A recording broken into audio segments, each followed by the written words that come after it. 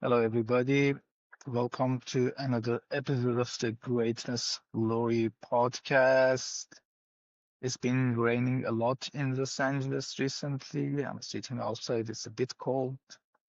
And today I thought I should talk about the subject of Kundalini, which is one of the subjects that has been highly misunderstood and messed up. So, I want to give you a lot of values here, and this comes from over 20, 25 years of my own experience and constant studies and learning from various teachers. Kundalini is been described as an energy that is dormant and sitting at the bottom of your spine or the root chakra. So the spiritual progress, it's all linked with the activity of Kundalini. And as a matter of fact, Kundalini is the life force that keeps you alive. And your body and mind functions because of the activities of Kundalini. So in one way, you can say Kundalini is never 100% dormant. It's just that, just like they say, most people use like a very small percentage of their brain. In the same way, when Kundalini is just like in the minimal activity, you are just like alive and nothing extraordinary is happening, or you're not accomplishing a lot, you're not feeling intense, and so on. And brain and Kundalini are completely connected, actually, something that I can get into later, but each part of brain is related to each chakra, and awakening of Kundalini and ascension of it through the spine and activating the energy center, which corresponds to different glands in the body, activates certain parts of the brain, which leads to higher consciousness and intelligence. So when we talk about Kundalini being activated, we're basically talking about increasing the fire. You know, just imagine there's like a fire and you put more oil in it, or you just turn the dial on your stove and increase the fire. Another way you can look at it is increasing the electrical like energy through the body. Here are the issues with what people teach mostly in public about Kundalini. And Kundalini and psychedelics, something I touched before, are two things that could transform your life tremendously and make you godlike if you know how to use it. And at the same time, it can destroy your life. And when I say using it right, I can tell you confidently, and I have studied tremendously. I'm not boasting or anything, and I have a lot of experience. I can tell you confidently that maybe 95 to 99% of teachings are available on Kundalini in public and in the yoga studios, from even from various so-called gurus, are distorted and half truth. At the best, they don't give you a lot of values, and they are misrepresented teachings. So when Kundalini awakens, this is the first myth that I want to go over. It doesn't mean that you are going to experience what you read about experience of Kundalini of the this and that yogi or guru. In some scriptures, it's been mentioned that there are 27 levels of Kundalini awakening. So just because somebody is experiencing, first of all, some intense movements or crazy things, first of all, it doesn't mean it's Kundalini activated. Second, just because you're not experiencing anything unusual or supernatural, it doesn't mean Kundalini is not activated. As a matter of fact, Kundalini awakening can be experienced in countless ways. And with a bit of study, you'll realize this. Everybody's experience is different because in our spine and chakras and energy centers, there are blocks, there are stuck energy, there are programs, emotions, and such that are placed in different areas of the energy channels and chakras for each person. Each person has different issues and traumas and blockages and so on. So each person experiences this awakening in a different way. Bear with me, and I will get into how to awaken the Kundalini. And it's a bit getting cold here. I think I need to activate my Kundalini a little bit. So, um, when it's been said that the Kundalini is at the bottom of uh, the spine and it's coiled like a snake with 3.5 runs, something like that. And when it activates, it's like a snake, the cobra comes up your spine. Obviously, it's a symbolic representation. Funny thing, even the modern medicine sign is something which is like a spine, and the snake is going up of it. And snakes, and especially mythical snakes like nagas in Hinduism and dragons in China and so on, are representative of Kundalini. One reason is because snakes are known to be energetically intense and super alert, even though you might look at them and say, oh, this is just like a very basic creature and they don't have a lot of intelligence like crows would have. But that's not the point. This is about awareness and presence, that alertness, that just like sitting here and knowing what's happening around you. That kind of awareness is a yogic, shamanic warrior awareness that matters in spirituality, not intellectual capabilities. That's why there have been so many really dumb spiritual seekers that you would laugh at them and say, this guy is not doesn't get anywhere in his journey. And they became enlightened, they became very advanced. One reason was because they were actually very simple minded and they were able to surrender to God and teachings and so on. So the Kundalini activates, the experience is different for each person. Then Kundalini is also known to be dormant, usually either in the Muladhara or the root chakra. And there is a belief that in most people in this life, it's in the navel chakra. So each person's, especially if you are already in a spiritual process, Kundalini might be in a specific chakra, staying there. But also, it doesn't mean that if Kundalini is there, that chakra is fully activated. So now let's talk about chakras. Another subject which, thanks to so many people, is really messed up, is really misinterpreted. Millions of people are writing books on chakras that barely have any real experience of them, and so on. So, what are chakras? If we consider human beings as a biological, energetic machine, that through that machine we can express and experience certain aspects of universe.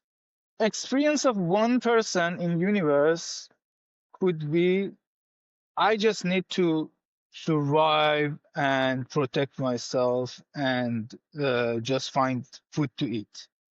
And that's the experience of so many people. Most of their lives, they don't really pursue anything higher. Some other people's experience might be that the ultimate goal of my life is just to have fun and have more pleasures. Some other people's might be I want to acquire more power and victory and self mastery and so on. So, what determines this? If you go to modern science, neuroscience, there's explanation that we can relate this part of brain to these things and so on. But that's only the physical extension of the energy or the energetic being that we are, which is the etheric body, the chakras. And if you want to ask, okay, so what does determine that this person is a pleasure seeker and this person is a power seeker? Then if you look at that from the science of Kundalini and chakra, you'll see that it is just like an electrical circuit, very similar to like a computer in theory, that depending on which circuit is activated and you know, which part of it is dominant, those qualities are present. I'm just saying you have to understand, whenever we say this person is greedy or this person is generous or loving or so on, there is an explanation for all of them. And in the science of chakras and yoga, this is explained in this way.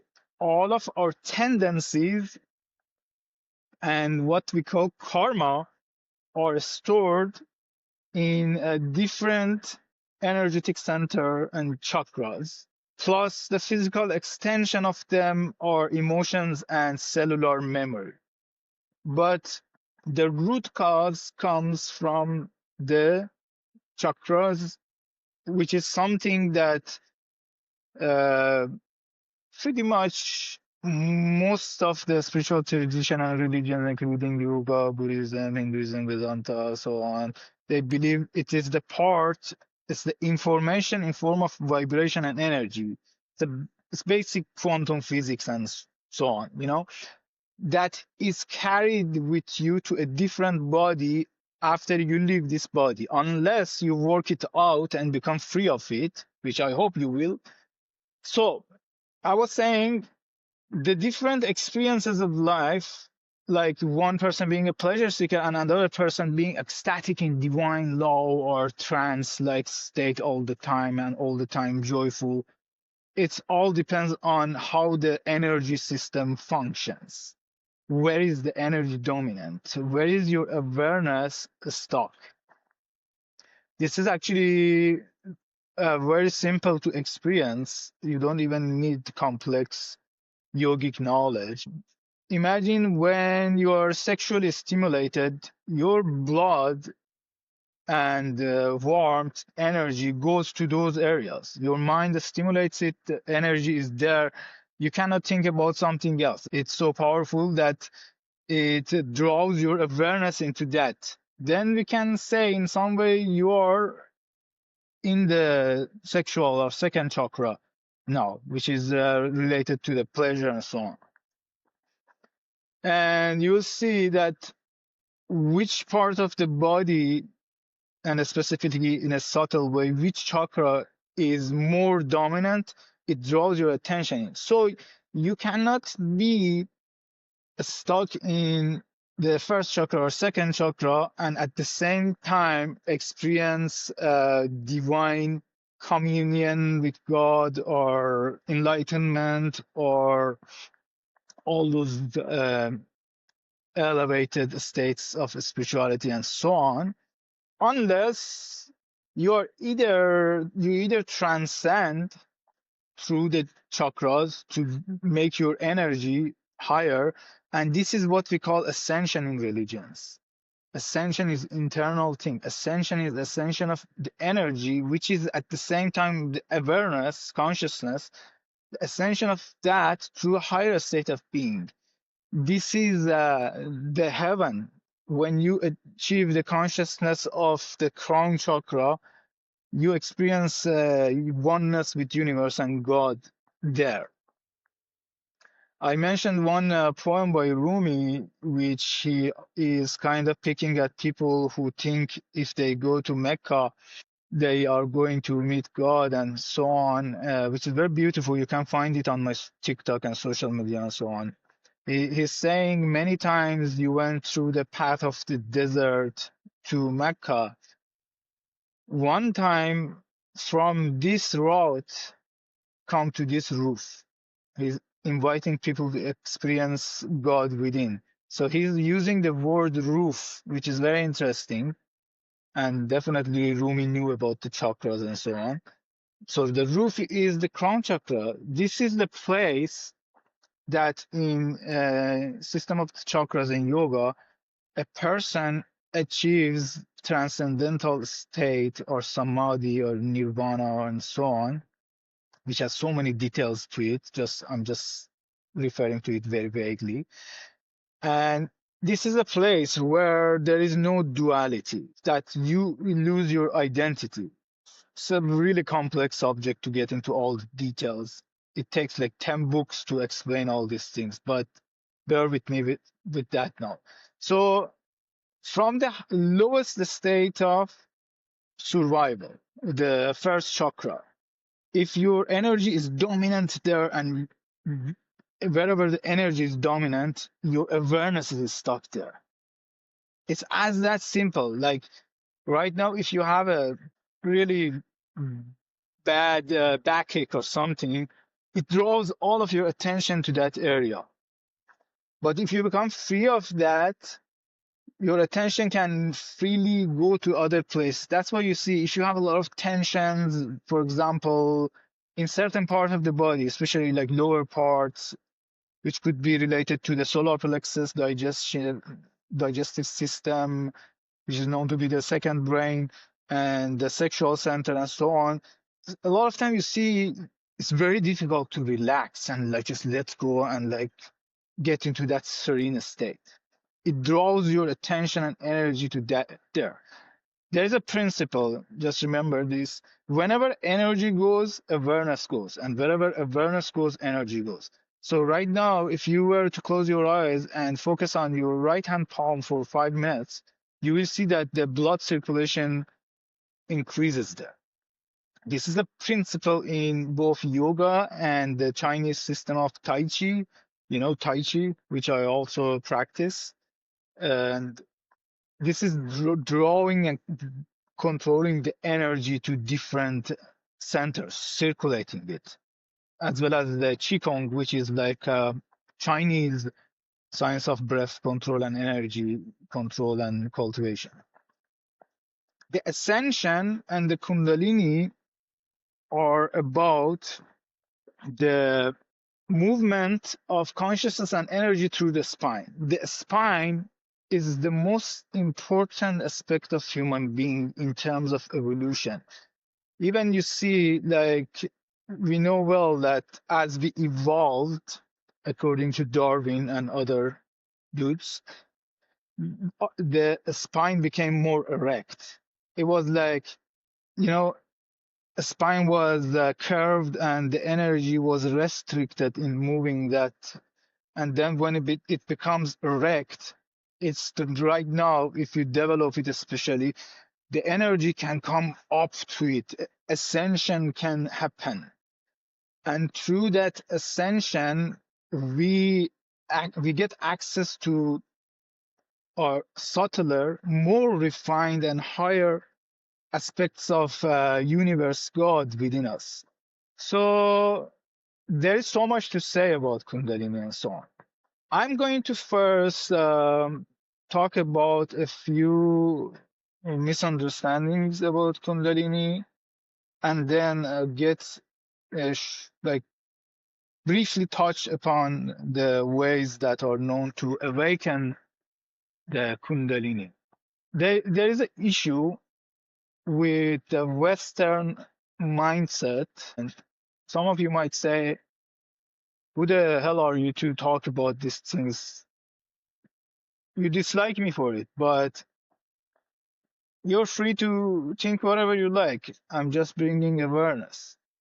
Just like if a person in rural India or Iran or something might take some Western advancement or technological masterpiece or something and take it there and doesn't understand it and really misrepresent it. As East is also in so many ways the origin of inner sciences and spirituality, mysticism, especially India, China, Japan, Iran, so on, ancient lands like Egypt, Sumeria, whatever. You compare that to West, you see that majority, if not all of mysticism of the world originates from East, especially India. So just the same way that that person might really misrepresent the Western idea of technology and advancement or so on, the Western people, a lot of time, they really take something from these sciences and misrepresent them. And especially in the US, everything is money. Like when I moved here, I had to experience a lot of cultural shock because back in my home country, Iran, even though there are a lot of bad things also there, and there is a lot of things that is much better in US, people are not so money oriented. There is no like this capitalism spirit.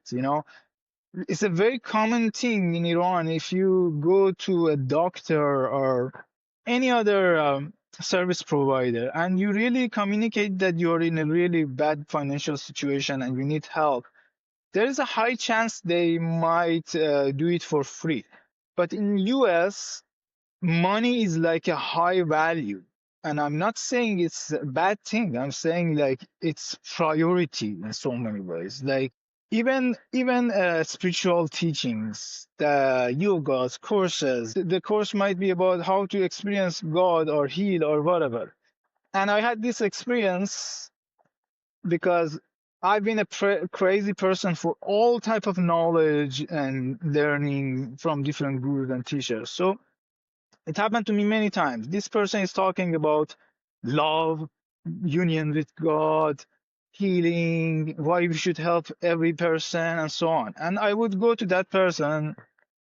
I said, like, I was in a really limited financial situation after my immigration, and I wanted to learn more courses because of the limitations back in the home country, Iran, thanks to the Islamic Republic and so on. Is heavily restricted in terms of like the courses and the teachings and spiritual leaders and so on. So I would go to this person and ask, I really don't have a lot of money. Can you give me the course for half the price or like something like that? Almost always the they either said no or they gave a ridiculous discount. Like if the course was $1,000, okay, I'll give you $50 discount. Anyways, I don't want to criticize the U.S. American values. I'm just bringing a verse. So many of the teachings that come to U.S.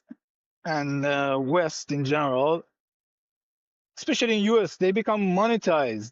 They lose their main purpose. Here's the thing, and this is a subject for a total different podcast.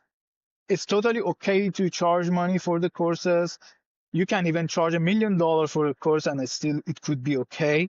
But when your purpose or your priority becomes money, then you are not eligible, you are not worthy of teaching anything spiritual or related to healing, even medicine. And so many people fool themselves saying, no, this is not my priority. But if you really scan them and like analyze them and see what they're doing and how they react, you'll see, no, they're just bullshitting themselves. This is just like their business. Let's go back to Kundalini. So people bring the Kundalini, it becomes like a business.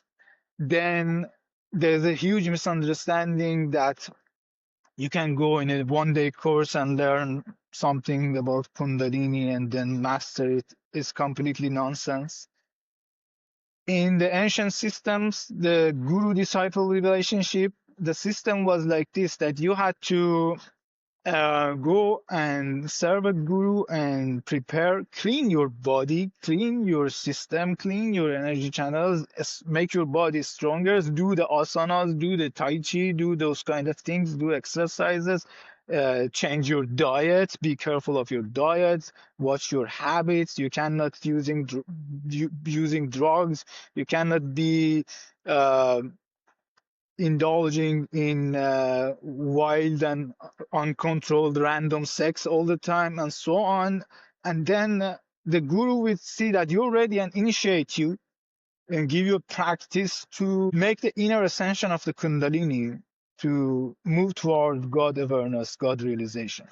And these days, you go to a yoga studio, they start teaching you various yogic movements and so on to awaken the Kundalini without caring about your diet and all the prerequisites and even your intention and so on. Because you heard, oh, Kundalini is good. If I awaken my Kundalini, my health is going to be better and I will experience more energy and so on.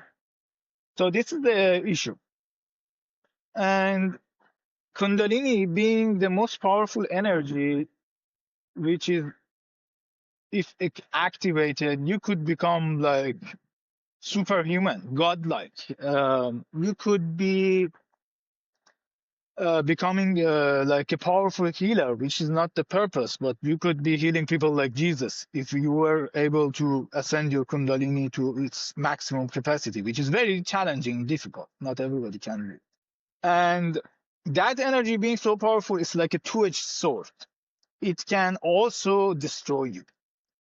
If you activate that energy without being prepared and without having the knowledge of directing it and controlling it, taming it, it can actually make you crazy.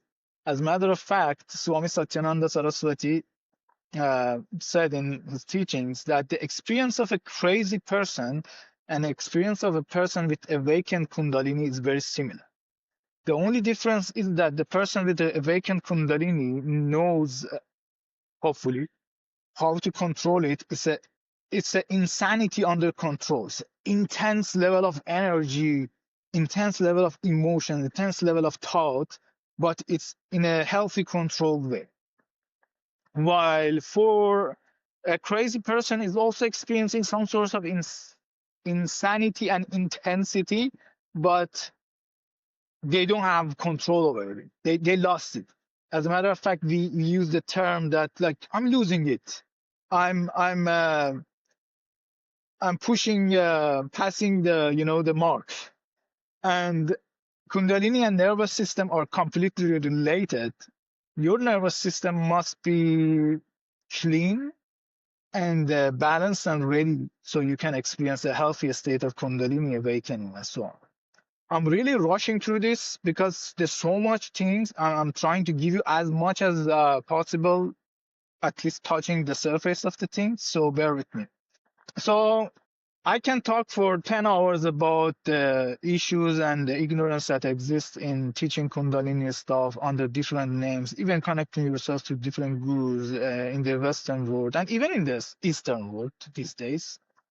So I'm gonna skip that, and that's a subject for different discussion. But let's talk about what are the ways that Kundalini can become activated. What is the right way to doing it? So before you do anything with Kundalini, you need to find an authentic tradition that comes from lineage of masters, gurus that teach one type of yoga or spiritual practice. And understand this, just because Kundalini is represented in a Hindu yogic term, it's not a Hindu thing. It exists in every person. You can call it whatever you like. So if you are a Sufi and you have no idea what Kundalini is, even though Kundalini also exists in Sufism in some ways, esoterically, or if you are just following a different path, you also have to realize that it's the same thing, and you don't necessarily need to even know what Kundalini is to activate it. One of the ways that Kundalini can become activated is intense devotion to God. As a matter of fact, in Christianity, Holy Spirit in so many ways is identical with Kundalini. It's not the same thing exactly, but it's heavily related. A discussion to different topics. You even know when you read the Bible, it says like Jesus says, "Whoever believes in me, the fountains of life-giving water starts flowing out of him." Fountain?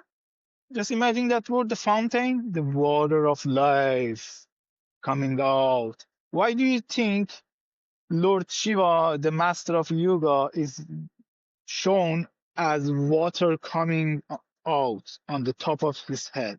The river Ganga is flowing from his hair, crown chakra.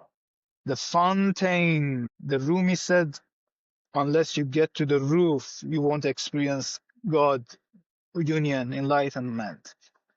I can add 100 more examples. So the different ways that Kundalini can be awakened. First of all, realize and understand that you need to find the real master, which is the topic of different discussion. Please go back to my YouTube podcast. We talked about how to identify authentic guru, lineage, and so on here and there so many times.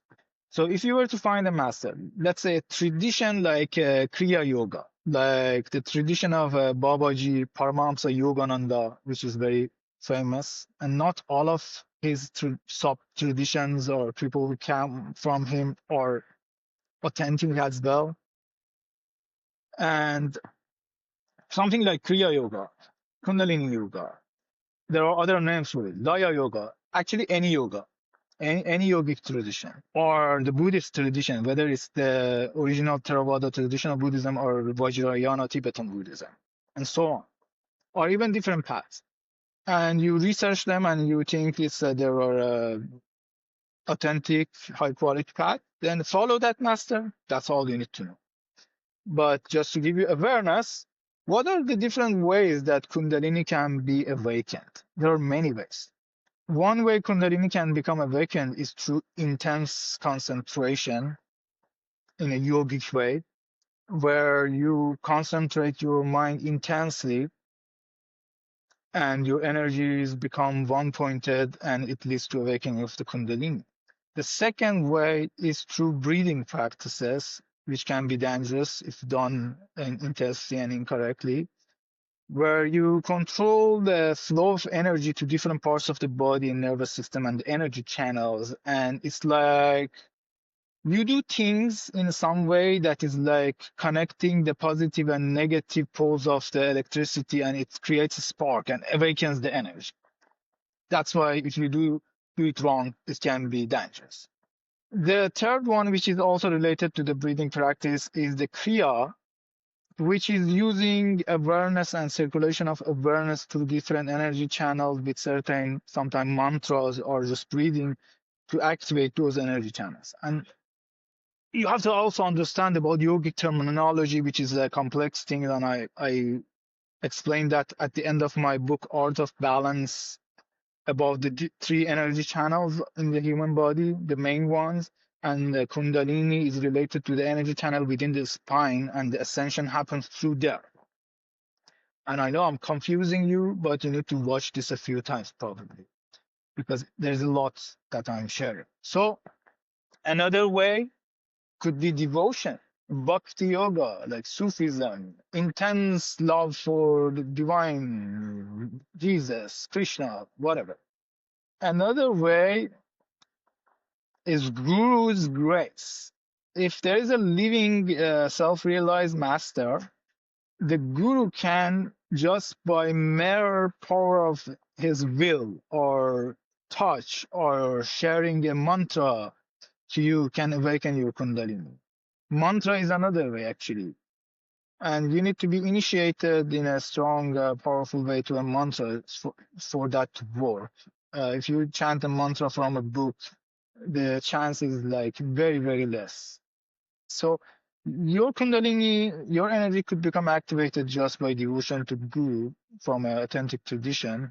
I'm not talking about the messed up word of Guru in the Western world again. I'm talking about Guru in terms of a self-realized Christ-like master. The Guru can touch you and awaken your Kundalini if you're ready. but you need to be ready. Even Guru won't do it unless you're ready. He might activate it to like a minimal way, but don't think that Guru is going to touch you and you become enlightened, because there are very, very few people like that are so ready that can experience that. And you can actually experience or read about this method in the Siddha Yoga, also called as Maha Yoga or the Great Yoga tradition, where the mere practice and actually the method is just Guru's grace and touch, where the Guru wills and your Kundalini awakens. And there is not a lot to do actually there, other than surrounding and meditating in silence and so on. This is called also Shaktipat, or bestowing energy in yogic traditions. There have been some famous gurus that went to West, like Swami Muktananda. One of the other traditions that I've been also initiated to from my guru in my earlier years comes from Swami Narayan Dev Tirt, and it's a bit different from Muktananda's tradition. So um, that's enough for that topic. And the last way that I'm hesitate to talk about it, that you could use to activate your Kundalini, it's a dead tradition in so many ways. It's very, very specific, esoteric way of using plants, psychedelics. And because it can lead to that activation in an intense way, when done incorrectly, it can be dangerous. It can make you crazy, lose your mind. It can damage your nervous system and brain and so on. In the tantric and shamanic traditions, if you are so, let's say, destined to find one, they might be able to, if they find out you're ready and sincere, to guide you through ceremonies to get to that state. But that awakening can also be temporarily. And I don't want to really talk much about that, because I can cause misunderstanding and give people idea that, oh yeah, go buy the drugs and try it and ruin your life. No, it's not like that. Lastly, let's talk about this one last popular thing, which is highly misunderstood, is Tantra. Tantra is not about sex. It's a method of approaching God and achieving enlightenment, divine union.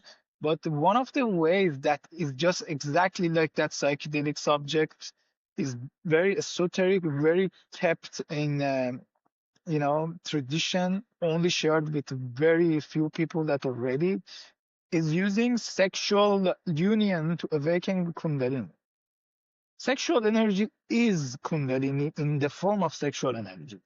Electricity in your home is electricity, but when it goes to the fan, it becomes mechanical energy. And when it goes to the light bulb, it becomes light.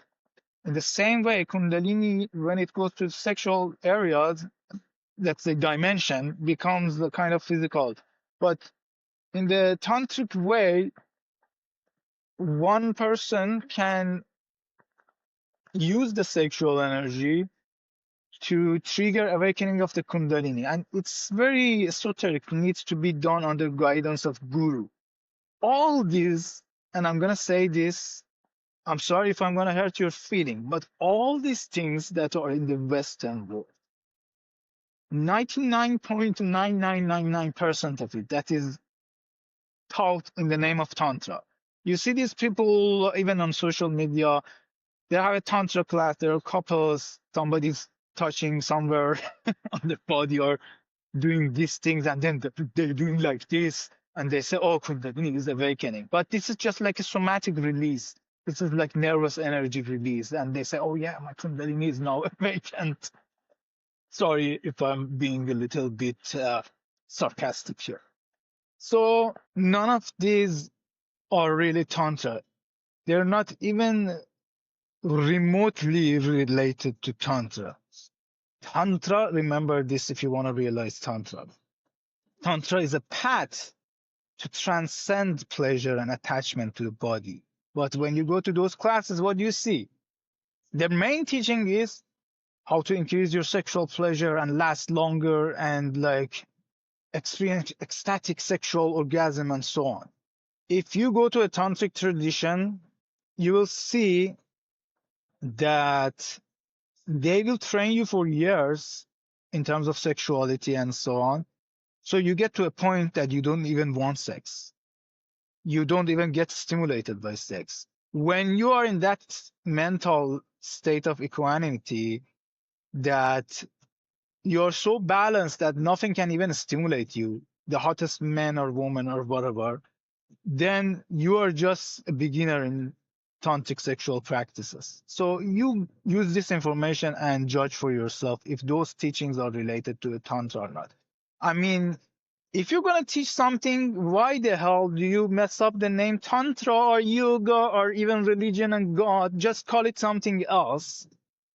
Just don't ruin the name and reputation of a divine tradition which has been around for indefinite amount of years, really. So let's conclude. Kundalini is the energy nervous system, spine in your energy system that is responsible for evolution of consciousness.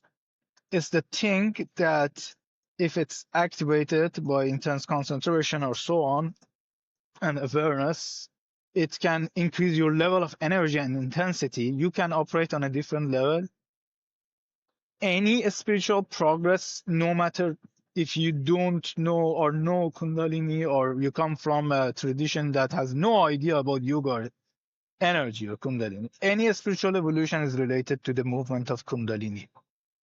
Any experience is related to movement of Kundalini. And Kundalini yoga needs to be learned from a really authentic tradition. Avoid those studio Kundalini teachings, people who went on a 1 month, 3 months course and they became a Kundalini teacher. Even the ones that are connected in so many ways to the Indian gurus and so on. And you need to educate yourself if you want to learn something. If you are an intellectual person and you want to understand and learn it, go find the famous, popular gurus, mostly Indians, that taught this subject, and they're known to be enlightened and have many disciples that became enlightened and so on, and learn from those traditions, like the tradition of Swami Shivananda Saraswati and his disciple Swami Satyananda Saraswati of the Bihar School of Yoga, and so many others. So everything is related to Kundalini, evolution, chakras, nervous system, brain, activity of the brain, how much intelligence you can activate, the super high IQ people that you see, they had more intelligence because their brain were more activated, which means their Kundalini was more activated in some way. So many things, and it's getting cold here. I'm gonna go and activate some Kundalini, just like those Tibetan lamas that they go and do the Tumo practice, which is actually the same as Kundalini, to generate heat and awaken Kundalini so I don't get frozen. Thank you very much for listening. Namaste.